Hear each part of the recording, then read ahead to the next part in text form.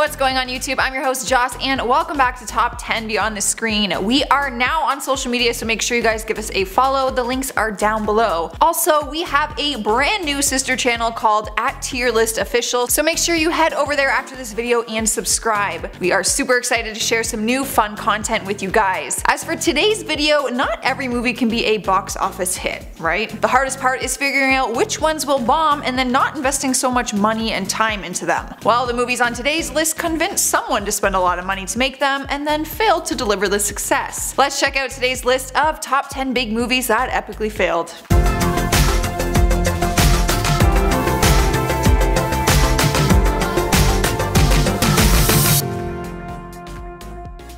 Starting off our list at number 10 is The Lone Ranger. Any Johnny Depp fan would have been thrilled to learn that the actor was taking the lead in the action-adventure movie. The movie came out in 2013 and followed the story of a boy who discovers an ancient Native American in a sideshow carnival tent. The movie had a big budget between $225 to $250 million. With a budget so big and the duo of Johnny Depp and Gore Verbinski, it was expected to be box office gold. However, the production ran into trouble while filming due to escalated costs and the whole movie was almost shut down before it was even completed. Needless to say, they used up way more budget than they should have. To make matters worse, when it finally hit theaters, it only earned back $260.5 million.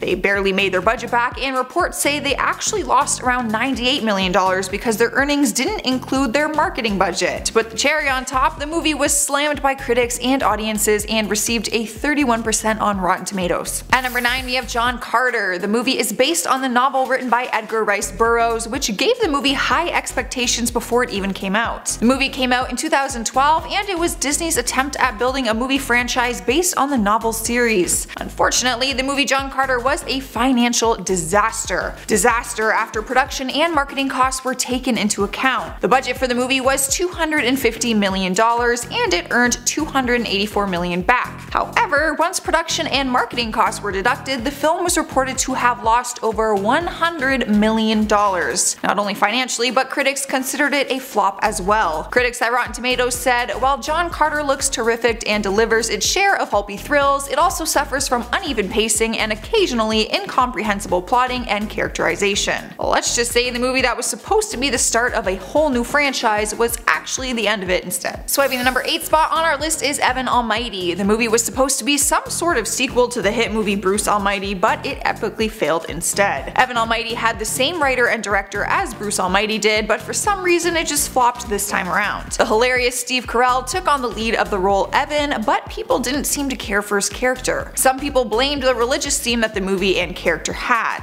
Basically, to sum it up, the Lord tells Evan he has to build an ark and line up the animals 2 by 2 in preparation for the flood. This story sounds very familiar because it's obviously the same story of Noah's Ark that one can find written in the Bible. The budget for the movie was $200 million and it didn't even break even. It only earned back $173 million of their budget. They took a huge loss financially and the movie was rated a 23%. In the number 7 spot is Green Lantern. In 2011, Warner Brothers tried to launch the DC Extended Universe with a Green Lantern movie, but it didn't really work out the way they hoped. Ryan Reynolds took the lead playing the test pilot Hal Jordan, which is chosen by a dying alien to become the new guardian of the solar system. Green Lantern was a movie that Warner Brothers was trying to get going for a long time. When it got to the screen, critics say it was edited to a point where it was some of the worst CGI ever seen in a mainstream studio movie. The budget for the movie was $200 million and it only earned $219 million when all was said and done. To me, that is a lifetime of money, but to DC Comics that is just coffee change. The movie only got a rating of 39% on Rotten Tomatoes and Ryan Reynolds is first to admit that the movie was just simply bad. When speaking about the movie, he says, "I don't think anyone ever figured out exactly what it was. It also fell victim to the process in Hollywood, which is like poster first, release date second, script last. Yeah, I feel like the script should always be number 1. Taking our number 6 spot is Robin Hood. The famous tale has had a number of different adaptations, but in 2018 a new one came out that had people believing it would be worthwhile. It starred Taron Egerton and Jamie Foxx, which might have brought more people to theaters, but but it still didn't save the movie. The movie was basically a retelling of the classic tale, but was filled with different effects. The budget for the movie was $100 million, and sadly it didn't break even. The movie only earned back $84 million. Not only was the movie a box office flop, but it only received 15% on Rotten Tomatoes. The worst part is, reports went on to say that the movie was more of a flop than the public even realizes. Marketing costs weren't included in their budget, which means they lost out on more money than we even know about. Halfway through the list at number 5 is Ben-Hur, the 2016 remake to be more precise.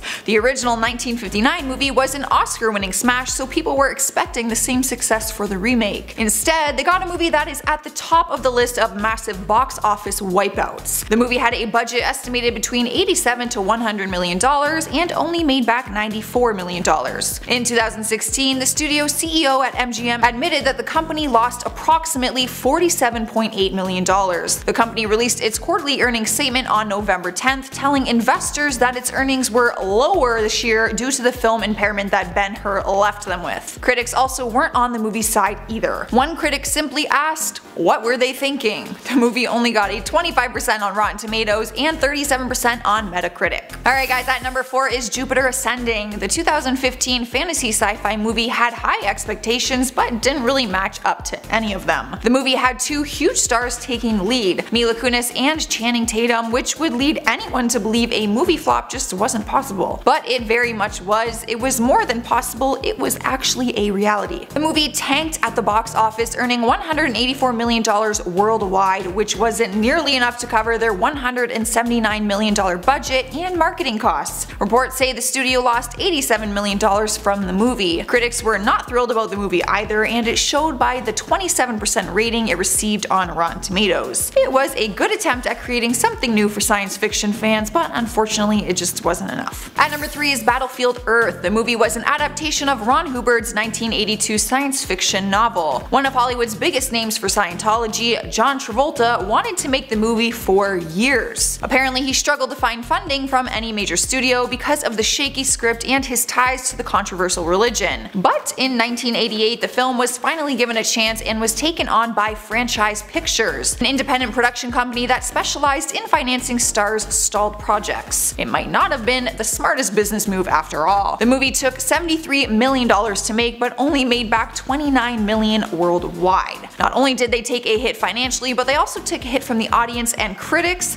The movie got a whopping 3% on Rotten Tomatoes and was nominated for a then record of 9 Golden Raspberry Awards. To this day, it is still considered one of the worst movies ever made. It's also one of John Travolta's worst on-screen looks. Here we are at number 2 with Cutthroat Island. The movie was another pirate story that tried to make it a success back in 1995. It was actually this movie that deemed pirate-themed movies as box office poison. The movie really tried to beat the success of the pirate genre, casting Geena Davis as the lady pirate captain on a quest to find a treasure map and eventually the treasure. Critics went on to say that the majority of the actors didn't do a very good job at convincing the audience that they were pirates. They called the story bland and said it was difficult to watch. It received a 38% on Rotten Tomatoes, but not only was it just a bad movie, financially it held the Guinness Book of World Records for largest box office loss. Like, I'm not even kidding, that is a fact. The budget for the film was $98 million, along with $17 million in marketing expenses. What were the earnings? The movie only made back $10 million. It's been reported that the studio lost a total of $137 million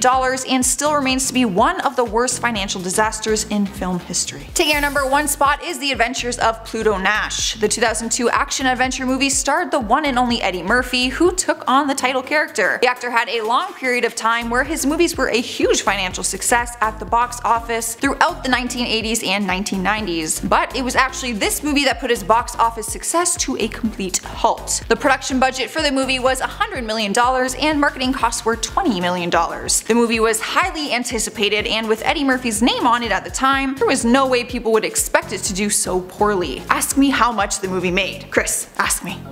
$7.1 million.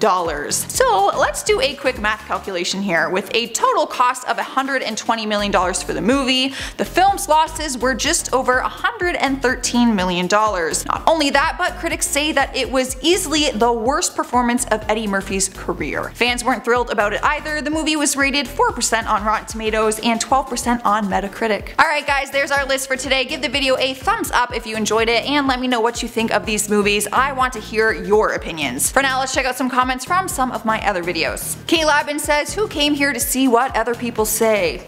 Me? Isn't that what the comment section is for? Greg says, Dexter? Really? It's more interesting than scary. Listen, I don't find the show scary, but there are some really sensitive people when it comes to horror. SSJG Samuel says, who's excited for Godzilla King of the Monsters? I am, but mainly because Millie Bobby Brown is in it. I'm just saying I'm a huge fan of her. Alright guys, I'm getting out of here. Hit that subscribe button before you go. I'm your host Joss and I'll see you next time.